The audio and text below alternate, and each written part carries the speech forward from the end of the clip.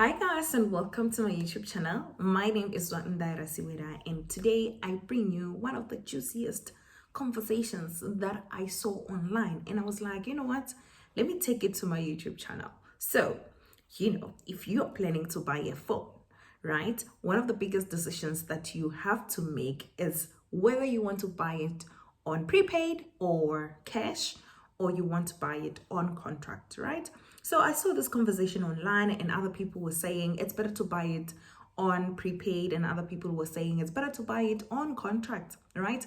And obviously, each one of those people were talking in relation to their own experience and what works for their own situations, right? What we need to be mindful for is that this is never a one size fit all. So what works for the next person may not work for me, and what works for me may not work for the next person. So I was like, as an individual, what are the things that I need to look into so that I can make the right decision when it comes to whether I should buy this phone on contract or I should buy it on prepaid, right?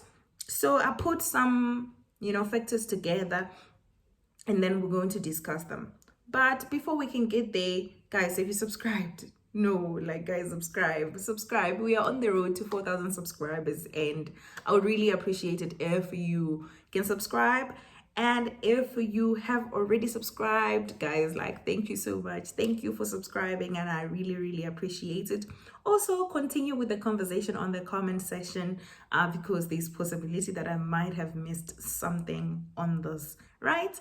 Okay, so I happened to be in the situation last year, so maybe that's why I'm also motivated to kind of do this video, right? Last year I was thinking I need a phone. My phone was not working anymore, and the cost of fixing it was about 2,000 rand, and I was like, that's a lot for an old phone, which I know that even after being fixed, it's not even gonna give me an extra 2 years. Okay, so then I decided, let me go and buy a new phone, right?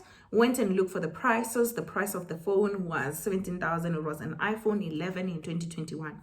Okay, so I was like, I'm gonna buy it cash. Okay, that's what came to my mind, because I didn't want an additional installment from the installments that I have. That made sense at that time, right? But I was like, okay, let me assess my situations. Then I realized that okay, so for sorry about that, for a cash phone, I'm going to still need data, and I'm going to still need airtime. Then I bought a router, right? I bought a router for 245 rand. That really saved me a lot, meaning that a contract, but on the data plan side, right? Not on the phone. So on the phone, on the data, I used to use like 139 rand. It's Telkom for 2 gig. All right, that used to only last me for a week, meaning that in total I used to spend about 600 rand only on data, and that is a lot. So I bought a router for that, meaning that a contract portion for the data plan. Okay, then I was still saying, okay, let me still go and buy cash. But thinking about withdrawing that 17,000, there's something about it that kind of really shook me. Being the investor that I am, guys, I thought to myself, like, if I go and put this money in a very good investment basis, I will make more money with it than the extra cost that I'm afraid of. So I did my calculation, and I realized that if I am to pay this on a monthly basis, what will be the total repayment amount, right? The total repayment amount was higher. It was about 20,000 something, because my installment was 800 rand and the initial price was 17,000 rand. Looking at that, I was like, no, man, the extra money that I'm supposed to pay for contract, it's going to be compensated by the data, so I should not be worried, right? Then I shifted from the idea of buying it cash to buying it on contract, and I kept my 17,000 rand, right? Interesting enough, I don't have that contract anymore. Later on in the year, the same year 2021, I was assessing my budget, and I realized that I have a lot of smaller amount debits that goes off of my account, and I assessed some of the accounts that I needed to close so that I can have as minimal debit orders as possible, and a phone was one of them. So I canceled that contract, and that meant I am paying up that money which I thought I was going to save. because I just didn't want to pay many debit orders. Okay, so in the scenario, I just wanted to show you that you know what, so many things could be happening, and depending on your situation, then you can decide which is functional, whether you want to go on prepaid or you want to go on a contractual basis. Okay, that was me and my story.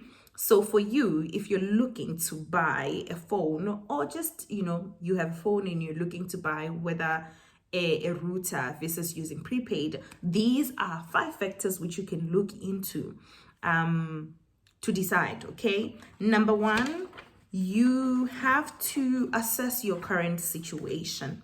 All right, for an example, if you're currently on prepaid, you need to understand how much am I using overall per month on prepaid.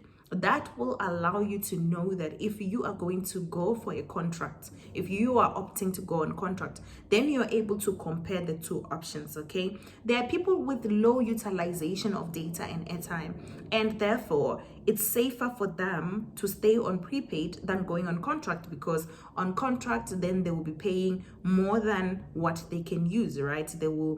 They will pay even when they're not using, because it's a fixed cost. Okay, so you need to understand that difference of what am I using now. Is it more if I'm continuously on prepaid, or is it going to be cheaper if I am on data plan? Okay, because sometimes the data is more cheaper, especially if you're a high utilizer.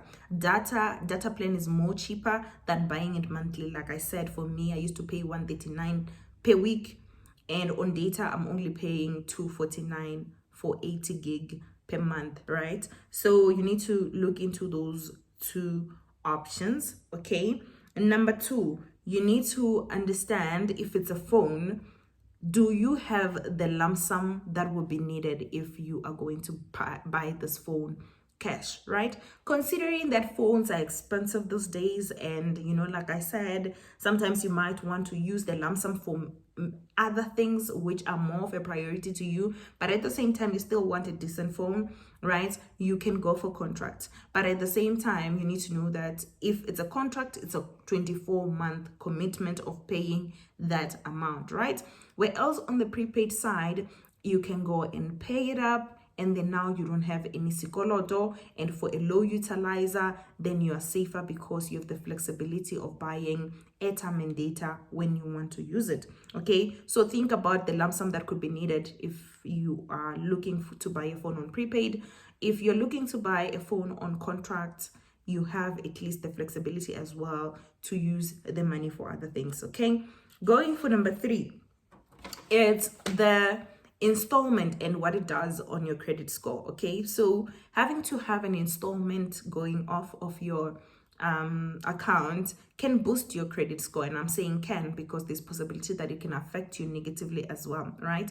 So if you have a phone contract, it can boost your credit score. However, if you are like me, you have many small accounts debited from your account, then you really don't need this. This will negatively affect your credit score. So on a contractual basis, you can use it to build your credit score, but at the same time, if you have many accounts, it can ruin your credit score.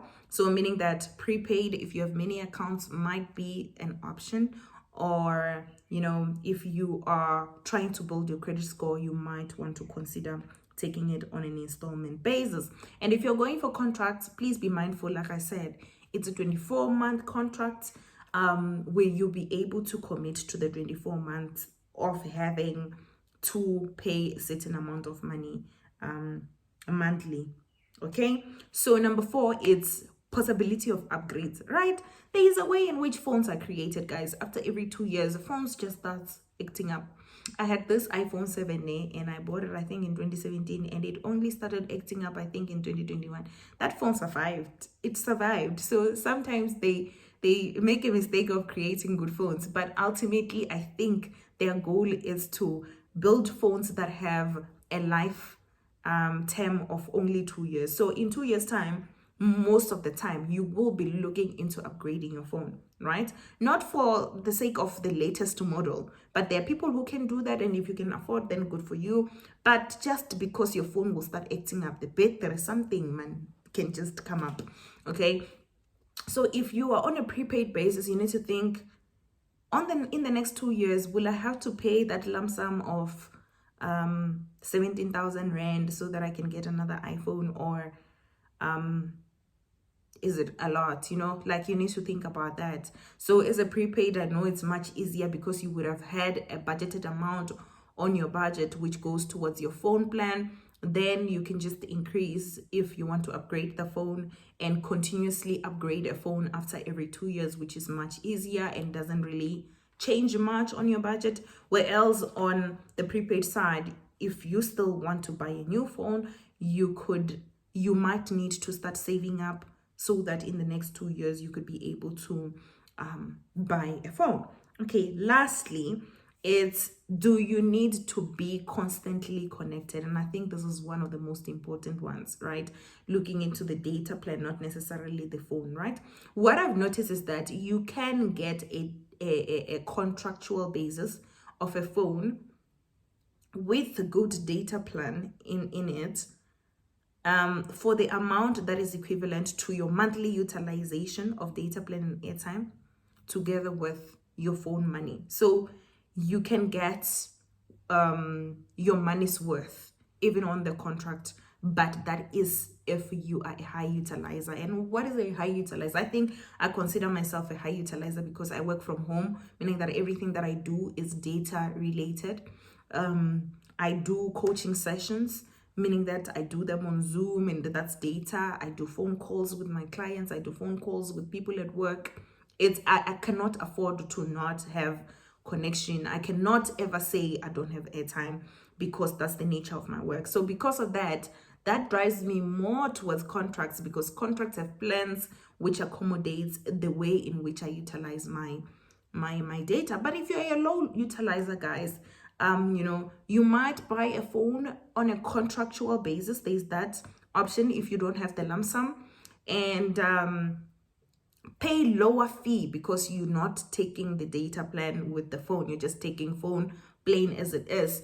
Then you will buy airtime in data as you go, because you are a low utilizer, right? That's it from my side. I hope I brought some sort of insights that would allow you to make a better decision when you're deciding whether to buy your phone on contract or to buy it on prepaid. And tell me what your experience has been and what you have found useful from this video. Thank you so much, guys. Don't forget to subscribe, like, and share it with your family as well. And let's have this conversation and see what we can learn from other people's experiences. Goodbye.